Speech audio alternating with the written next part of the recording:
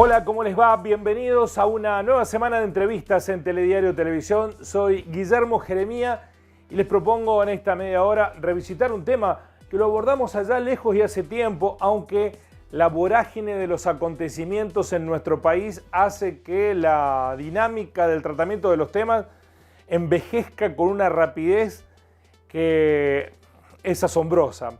Vamos a volver a hablar de algo que lo tocamos tangencialmente cuando comenzaba el año y que ahora está agudizándose, profundizándose en el problema, que es la falta de la provisión de un combustible líquido que es fundamental para la producción. Nos referimos concretamente al gasoil. Se ha extendido el faltante a casi todo el país. Vamos a tratar de profundizar, ahondar las razones y sobre todo vamos a preguntarnos ¿por qué no se encuentran las soluciones? Saludo a Nicolás Malinowski, que es el director del Observatorio de Energía, Ciencia y Tecnología, con quien hablábamos hace unos 3 meses atrás respecto de este tema. Nicolás, un gusto, ¿cómo va? Hola Guillermo, ¿cómo les va? El gusto es mío y saludo a toda la audiencia ahí de Río Cuarto también. Bueno, en aquellos días hablábamos de otras cuestiones ligadas con la agenda energética y tocamos tangencialmente el tema del gasoil. Hoy, ¿cuál es el cuadro de situación? Bueno, sí, como bien mencionás vos en la introducción, Guillermo, veníamos, o sea, creo que este año, el 2022, nos viene atravesando la energía, digamos, particularmente por el contexto internacional, ¿no? Creo que en abril, cuando hablábamos, mencionábamos esto del conflicto de Rusia-Ucrania, digamos que el eje principal es la energía, digamos, justamente ese conflicto bélico que se está dando. Y eso claramente repercute a nivel internacional y nos pega de lleno también a nivel local, ¿no?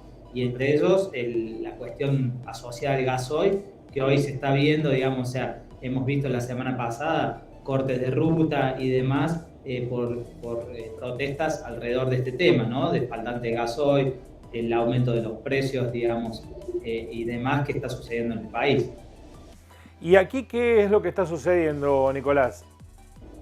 Bueno, justamente nosotros lo que estamos visualizando, digamos, bueno, hay una faltante, digamos, de ese combustible, producto o sea, las refinerías actualmente están al 100% de capacidad, ¿no? Nosotros en Argentina nos autoabastecemos el 70% del mercado, ¿no? Y el 30% restante siempre hay que importarlo, y sobre todo en las épocas de cosecha, ¿no? Y recientemente, bueno, la semana pasada, el viernes creo, Darío Martínez, que es el secretario de Energía, dijo que las refinerías estaban operando al 100%.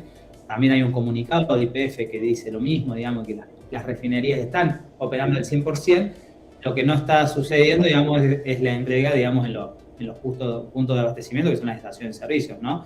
Y bueno, ahí es donde vemos, digamos, el problema y el nudo central de este conflicto, que claramente hay un aumento de la demanda. O sea, nosotros estamos consumiendo una demanda del 12% más que en el 2019, digamos. Eso también trae una problemática porque tenemos que salir a comprar este recurso afuera, y en este contexto de conflictos energéticos que mencionábamos recién con el conflicto de Rusia-Ucrania, también no está tan sencillo, digamos, la importación de este combustible. O sea, no hay que perder de vista que no solo en Argentina hay aumentos de precios. O sea, el miércoles pasado, digamos, Joe Biden también salió a decir de que había que bajar los impuestos a los precios de los combustibles, pues estaban yendo los precios de combustible en surtidor de Estados Unidos por las nubes y demás. Entonces, todo eso hace un complejo y un mix, digamos, de multicausal que a nosotros nos está pegando fuertemente. Después también hay especulación por parte de las empresas petroleras, porque las empresas petroleras quieren vender afuera, digamos, este combustible o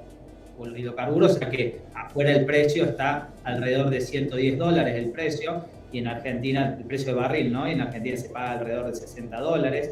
Entonces, bueno, todo eso hace que esa especulación, la cuestión de que también está complicado conseguir el combustible y demás son variables. Y después también, bueno, el aumento de la producción, del consumo, perdón, de la demanda por la época, digamos, por el agro, digamos, que bueno, en Río Cuarto es bien conocido esto. Y a su vez, hay fuentes periodísticas que están diciendo, digamos, que hay empresas, ¿no? Del sector agropecuario que han aumentado un 46%, digamos, del consumo con respecto al año anterior, y eso no sé si es una cuestión especulativa o para acopio, digamos, para después, bajar sus costos, digamos, o defenderse de un costo por respecto a la inflación, ¿no? Entonces, es decir, que hay algunas empresas que están comprando un 46% más de combustible que temporadas anteriores. sí, eso es lo que han sacado algunas fuentes, como Econojournal, digamos, que están, bueno, poniendo esos argumentos, ¿no? De que claramente han aumentado en un 46%, o sea, de la compra, y eso claramente distorsiona todo el mercado, ¿no? Y frente a esto, ¿qué se puede hacer? Digamos, ¿cómo se puede? Porque hay muchas actividades que están a punto de paralizarse. ¿Hay capacidad de respuesta? ¿El gobierno aquí actuó con falta de previsión? Bueno, justamente en los últimos días, creo que fue a mediados de este mes, digamos, entre el 15 y el 20 de junio, lo que se hizo fue una medida que la habíamos charlado a principio de año, que era aumentar la cuota de biodiesel, digamos, en lo que es el componente gasoil, ¿no? O sea, nosotros tenemos una cuota hoy del 5%, se aumentaría al 10% con una posibilidad en los próximos 60 días del 12,5%, ¿no? Eso ya es una medida que también favorece, digamos, a todo el sector de biodiesel, que en Río Cuarto también es una industria fuerte. Y después, bueno, YPF salió a importar más barcos, digamos, para justamente abastecer el mercado interno. Porque ¿por qué no logra YPF, siendo una empresa de mayoría accionista estatal y siendo la empresa dominante en el mercado, imponer su lógica? ¿Por qué pareciera que es que las otras petroleras le imponen la lógica a YPF? Es la percepción que tenemos. ¿En los hechos es así? Claro, o sea, YPF es la responsable de abastecer el mercado interno, no así las otras petroleras, ¿no? Entonces, las otras petroleras no tienen la obligación de importar, digamos, el combustible, a menos que se llegue a un acuerdo con YPF y Secretaría de Energía y los demás actores del gobierno, ¿no? Entonces, ahí claramente lo que nosotros vemos es que tiene que haber una política fuerte de parte del Estado Nacional y tomar riendas en el asunto, ¿no? O sea, nosotros creo que al principio de año también lo mencionábamos, digamos, o sea, se podía declarar una emergencia energética por el contexto internacional que estamos viviendo. Y eso permite y le da instrumentos al Estado para justamente sortear este tipo de eventualidades que estamos viviendo. ¿Y el gobierno no ha hecho nada a este respecto? Digo, si había advertencias o señales de emergencia energética, ¿adoptó acciones o pecó de morosidad? No, viene haciendo acciones, digamos, tal vez habría que profundizar, ¿no? O sea, justamente, bueno, ahora se llegó a un acuerdo con otras petroleras como Raízen, que Shell y demás, para que ellos también importen, digamos, combustible. Lo que pasa es que también hay una realidad, digamos, o sea, la petrolera pone una excusa de que importan a pérdida, porque, o sea, el gasoil afuera está más caro que acá, digamos, para poner un ejemplo, digamos, o sea, en Brasil está un 120% más caro que en Argentina, Uruguay un 160% más caro, y bueno, en Europa creo que estaba alrededor de 2 euros, que son 250 pesos argentinos, digamos, y demás. En Estados Unidos estaba algo de 7 dólares el galón, ¿no? Entonces, importar, digamos, a precios internacionales va a pérdida, ¿no? Pero bueno, justamente tiene que llegar a un acuerdo, porque, o sea, no nos olvidemos, en el contexto pandémico, el gobierno nacional había puesto un barril criollo, digamos, donde favorecía a las petroleras para que no se caiga esa industria, ¿no? Entonces, bueno, tiene que haber una solución de compromiso y tomando medidas en conjunto, ¿no? O sea, sí, bueno, si en este momento sí, van a aquí la lógica que intuís en tu análisis, Nicolás, es cuando las petroleras la pasaban mal en la pandemia, el gobierno les garantizó un precio que no se pagaba en el mundo. Y ahora que falta combustible en el país, las petroleras quieren el precio que se paga en el mundo y no proveen al consumo interno. ¿Es así? Claro, o sea, es un ganar-ganar serían para las petroleras, ¿no? Entonces, bueno, justamente ahí es donde tiene que entrar la política pública, ¿no? Y hacer fuerza, digamos, para que abastecer, digamos, al conjunto de la población, porque esto después aparte se traduce a precios, ¿no? O sea, si si hay estaciones de servicio, o sea, hoy creo que estaban solo 200 litros, me parece que podían cargar los camiones, ¿no? Y a su vez seguramente se van a encontrar con variabilidad de precio, depende de la ciudad, la zona donde carguen. Todo eso después se repercute en precios, ¿no? Y en un contexto inflacionario de un 60-70% como tiene el país hoy, va a repercutir en toda la cadena. Entonces hay que hacer, o sea, son medidas que no puede ser solo, digamos, de abastecimiento, sino que tiene que haber múltiples medidas para que esto no tome escalada, no solo por la falta de gasoil, ¿no? Sino porque esto después repercute en la inflación, después repercute en el trabajo, o sea, si no hay movilidad de transporte, eso repercute en el trabajo, digamos, o sea, también hay que tomar en cuenta, digamos, el paro camionero no fue solo, digamos, por la falta de gasoil, sino también había otras medidas que estaban en torno al trabajo, digamos, de reclamos gremiales de ese sector. Entonces, claramente, digamos, hay que poner todas estas variables sobre la mesa y creo que no es solo una cuestión de la Secretaría de Energía, sino hay que poner todas las empresas del Estado energética, el Ministerio de Economía, el Ministerio de Producción, el Ministerio de Trabajo y tratar de que eso empiece a funcionar, digamos, en sintonía para darle un revés a este asunto, ¿no?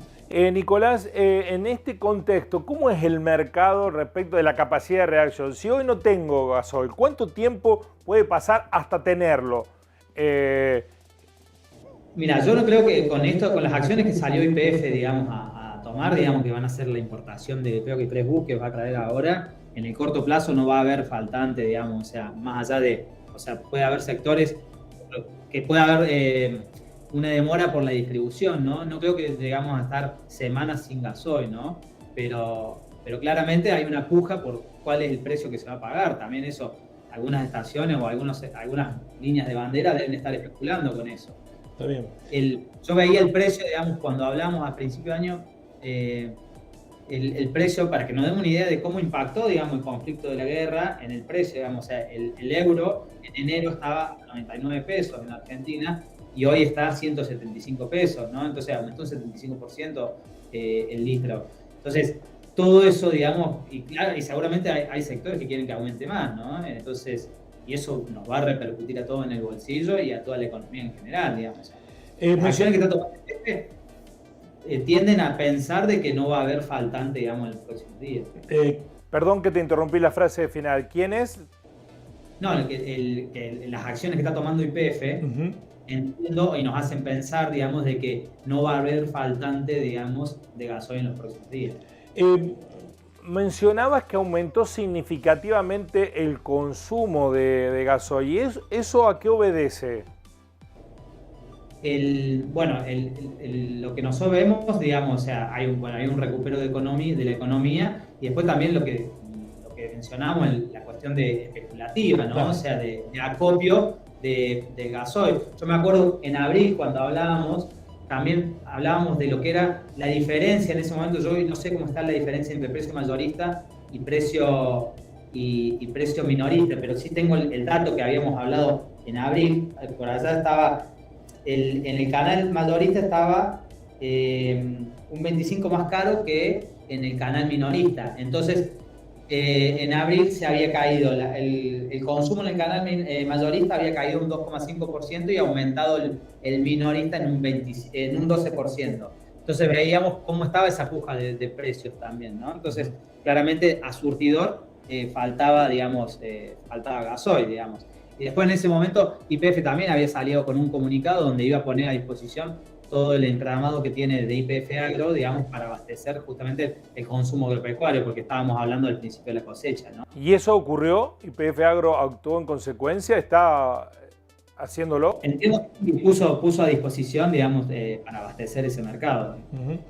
Y cuando mencionan ustedes que hay alguien que está comprando y estoqueándose, ¿se puede identificar, individualizar quién es? ¿A dónde compra y a quiénes le compra y a dónde lo acumula ese gasoil? ¿No se puede hacer un seguimiento? ¿Es tan difícil establecer quiénes son los actores que están operando para distorsionar el mercado? Yo creo que sí, digamos, aparte, o sea, son pocas empresas, digamos, grandes las que pueden hacer eso, ¿no? Es como si hablamos del mercado agropecuario, digamos, hasta el pequeño productor no es el que puede el que puede, digamos, acopiar, digamos, en un silo bolsa, en un campo, digamos. O sea, los que acopian son los grandes exportadores. Y bueno, acá hay que identificarlos y el Estado tiene las herramientas para hacerlo. Si lo puede hacer porque tiene las herramientas. Solo falta la voluntad política. Bueno, ¿y a este gobierno le ha faltado voluntad política entonces? Y calculo que sí. Ahí coincidimos. O sea, tiene que salir agresivamente e identificar eso, porque no puede que esté el conjunto de la sociedad en vela, digamos, porque unos vivos o un puñado minoritario, digamos, de empresarios viven o especulan a costa del resto de la población, ¿no? Además ha ocurrido otra cosa. Después de muchos años, YPF ha dado superávit significativo. Digo, ¿está relacionado con esto la empresa, para mostrar esos números, entró en la dinámica de competencia de mercado y olvidó su rol de petrolera de bandera? Y, o sea, ahí estaría bueno, o sea, hay que historizar, digamos, YPF justamente hace poco cumplió los 100 años, digamos, o sea, YPF tuvo siempre un rol predominante en lo que fue la industria petrolera en Argentina, la industria energética en el país.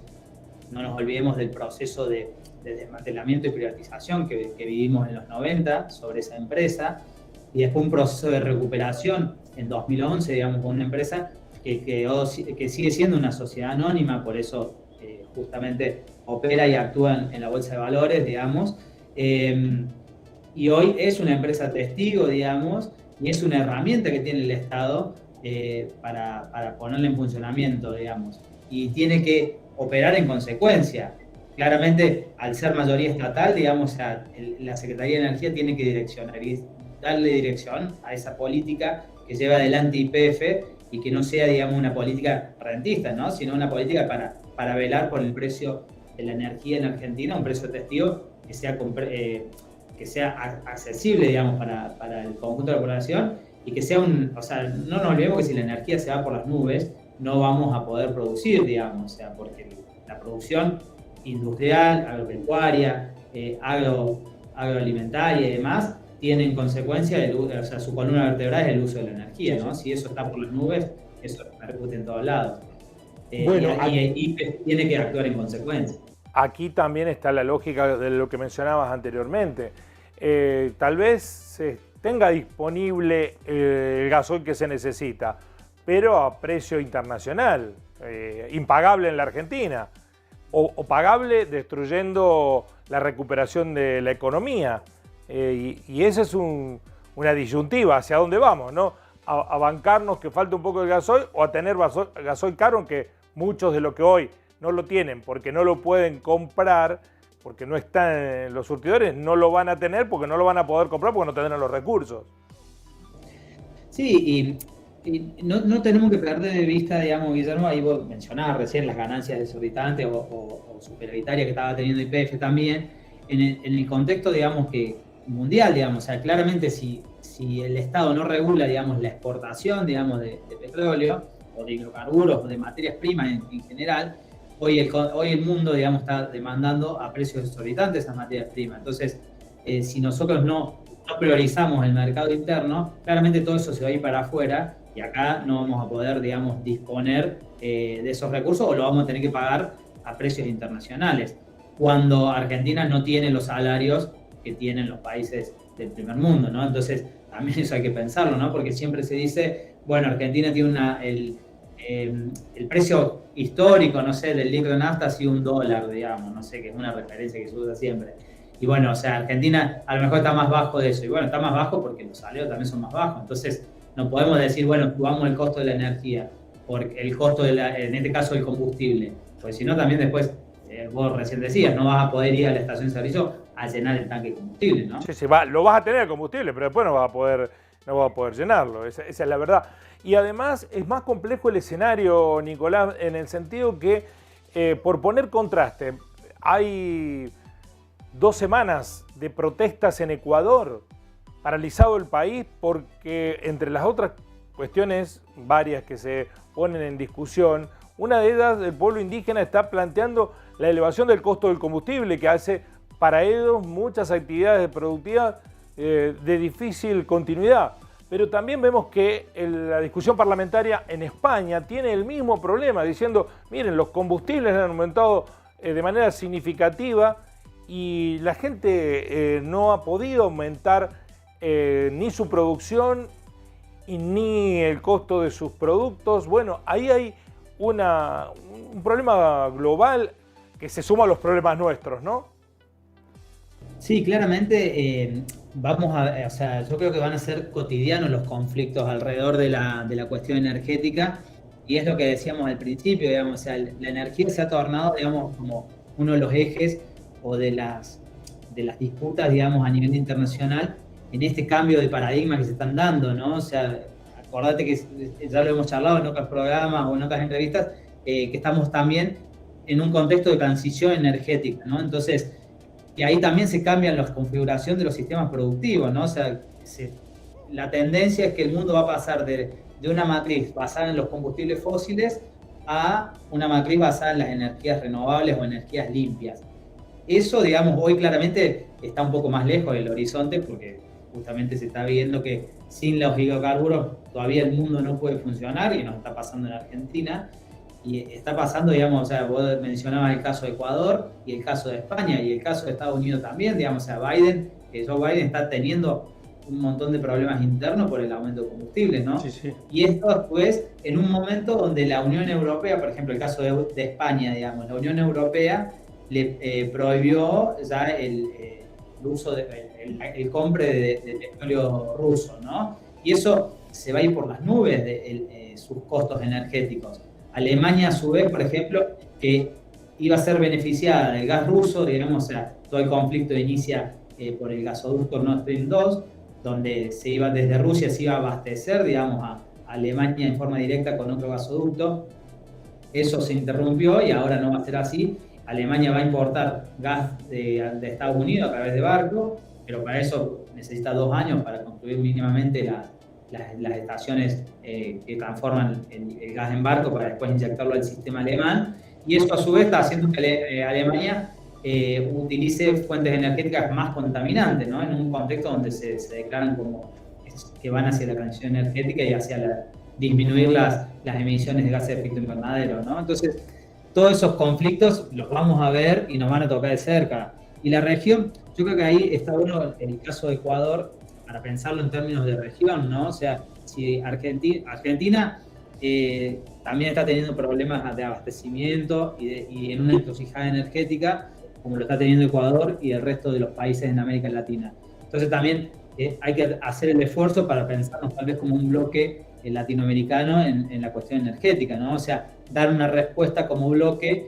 ya que tenemos las reservas y tenemos las principales reservas de hidrocarburos, porque Venezuela es la primera reserva a nivel mundial, ¿no? Sí, sí. Después tenemos el litio como otra de las grandes reservas, el agua, digamos. O sea, como bloque podemos darle solución a esta situación. Sí, en líneas generales, yo no he escuchado análisis complejos respecto de esta cuestión como el que acabas de hacer, Nicolás. Más bien se está yendo hacia una lógica simplista, ¿no? De blanco-negro respecto de cómo solucionar este problema. Si yo fuera gobierno, si estos no fueran el gobierno, las cosas no pasarían. Y es mucho más compleja la situación porque aquí gobiernos de un signo ideológico o de otro están bajo la misma encrucijada.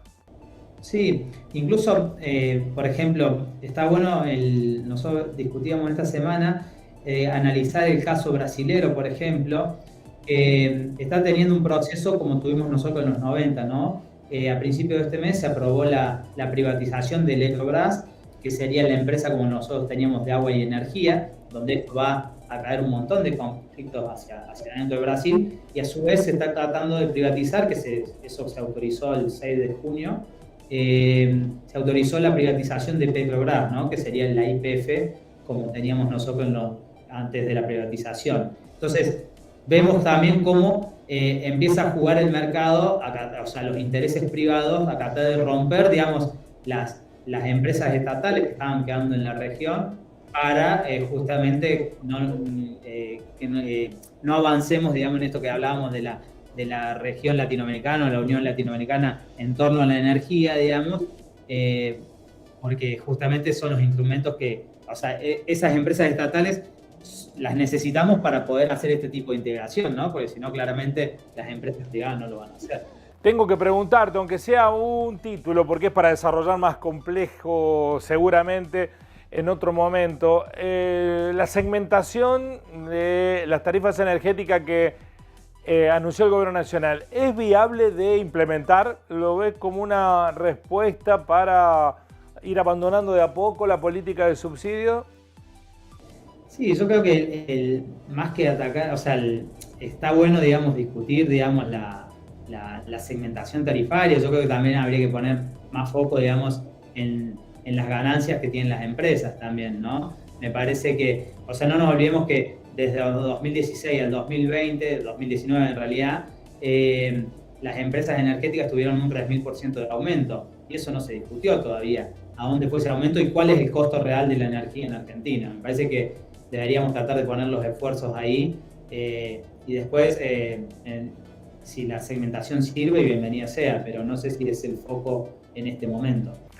Como siempre, Nicolás, es muy ilustrativo escucharte, muy amable y ojalá que no tenga que volver sobre este tema a consultarte antes de fin de año, que sea por otros muchos mejores. Muy amable.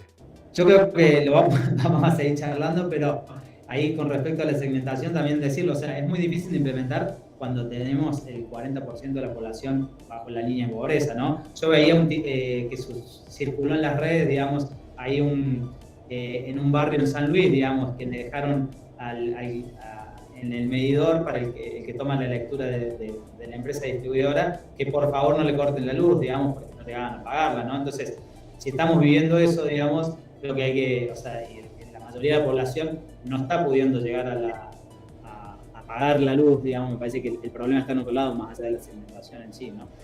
Gracias, Nicolás, hasta la próxima. Gracias a ustedes. Sin energía no hay posibilidad de desarrollo alguno. Pero claro, el desarrollo es un crecimiento armónico de una sociedad, ¿no? El crecimiento solamente de los sectores que pueden mostrar números positivos de la macroeconomía. Y aquí hay sectores históricamente ligados a la energía que fueron los eternos privilegiados y parecen ser intocables. Bueno, hoy el mundo está cambiando y estamos en un escenario en donde esos sectores tienen que resignar parte de sus voraces ganancias. Bueno, el poder político es el encargado de encontrar los contrapesos para tratar de equilibrar esa balanza que hoy está muy desequilibrada. Nos encontramos en una próxima entrevista de Telediario Televisión. Gracias por estar ahí. Así son las cosas.